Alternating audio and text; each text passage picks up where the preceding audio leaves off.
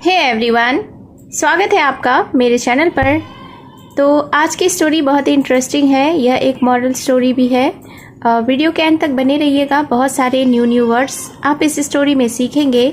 इसके साथ ही स्टोरी को रीड करना और इंग्लिश वर्ड्स के करेक्ट प्रोनाउंसिएशन के बारे में भी सीखेंगे।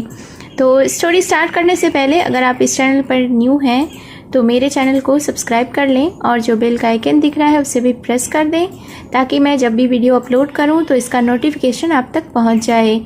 और अगर आप मुझे फेसबुक पर वॉच कर रहे हैं तो फॉलो करना ना भूलें।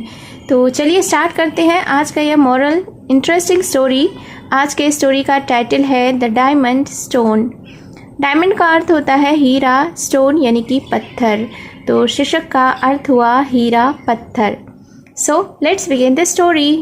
Once in a forest, a washerman was going with his donkey, hanging a stone in his neck. Once का अर्थ होता है एक बार, फॉरेस्ट यानी कि जंगल। वॉशरमैन धोबी को कहते हैं। गोइंग, गो का अर्थ होता है जाना। वॉज गोइंग यानी जा रहा था।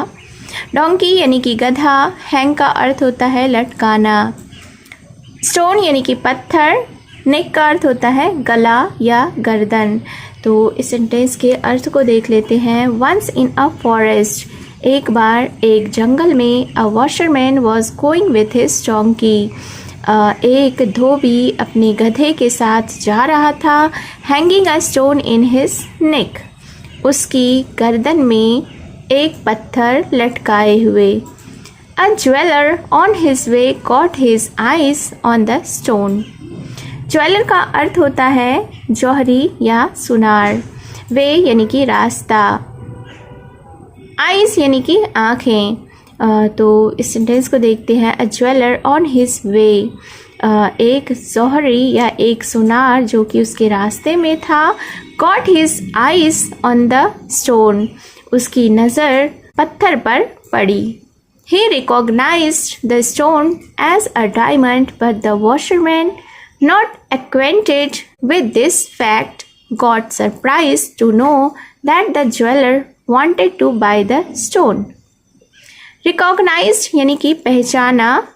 Acquainted का अर्थ होता है परिचित। Acquaint का अर्थ होता है परिचित।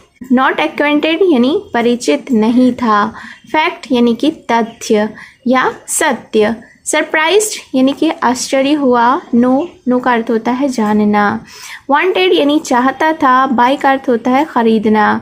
तो फिर इस सेंटेंस को देखते हैं। He recognised the stone as a diamond, उसने पत्थर को एक हीरे के रूप में पहचाना। बट द वॉशरमैन, लेकिन धोबी, not acquainted with this fact, यानी कि इस तथ्य से, इस सत्य से परिचित नहीं था।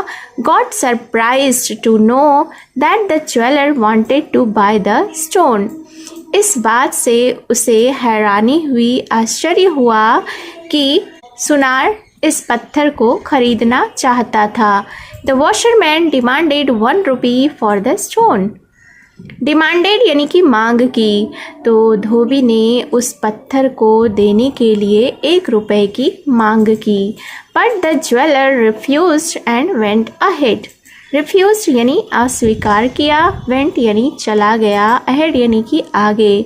तो फिर क्या हुआ? बट द ज्वेलर रिफ्यूज्ड, लेकिन सुनार ने इनकार किया या अस्वीकार किया। एंड वेंट अहेड, और वह आगे चला गया। Again, the washerman met another jeweler who was recognized the stone to be a diamond and showed his intention to buy it. Again का अर्थ होता है फिर से। met यानी कि मिला। another यानी अन्य या दूसरा। recognized यानी कि पहचाना। showed यानी दिखाया। intention का अर्थ होता है इरादा। बाय यानी कि खरीदना। तो इस सेंटेंस को देखते हैं। अगेन यानी कि फिर से। The washerman met another jeweller, धोबी एक दूसरे या अन्य सुनार से मिला। Who also recognised the stone to be a diamond, जिसने कि पत्थर को फिर से पहचाना एक हीरे के रूप में। And showed his intention to buy it, और अपना इरादा इसे खरीदने का दिखाया या जाहिर किया। The amazed washerman priced it rupees 2. The second jeweler nodded his head and gave him 2 rupees for the stone and took it. Amazed यानी कि आश्चर्यचकित या हैरान, प्राइस्ड यानी कि दाम लगाया या कीमत लगाया, मूल्य लगाया। सेकेंड का अर्थ होता है दूसरा, नॉडेड यानी कि हिलाया, हेड यानी कि सिर।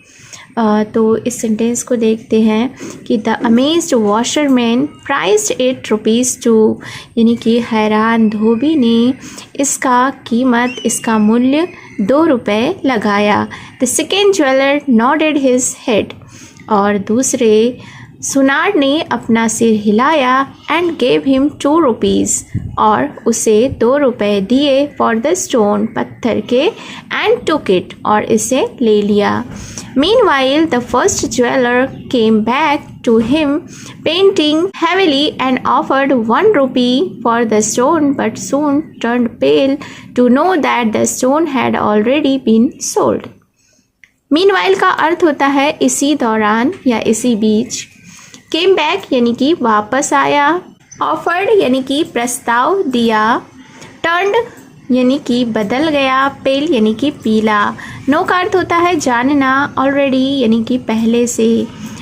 तो इस सेंटेंस को देख लेते हैं। मीनवाइल यानी इसी दौरान, the first jeweller came back to him पहला सुनार उसके पास वापस आया, panting heavily and offered 1 rupee for the stone भारी सांस लेते हुए और पत्थर के लिए 1 रुपये देने की पेशकश की।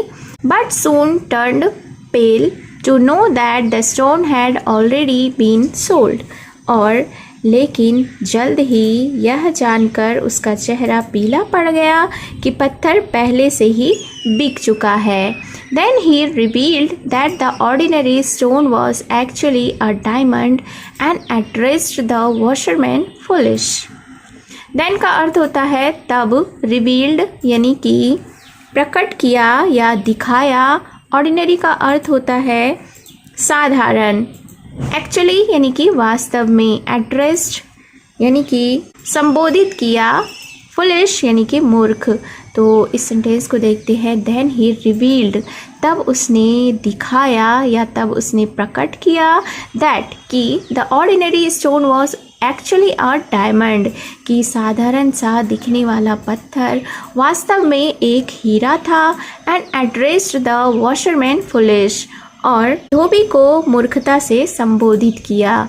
There upon the washerman said, thereupon यानी इसके बाद या उस पर। द वॉशरमैन सेड उस पर धोबी ने कहा, you are more foolish than I कि आप मेरे से भी बड़े मूर्ख हो। Moral of the story is opportunity is seldom come.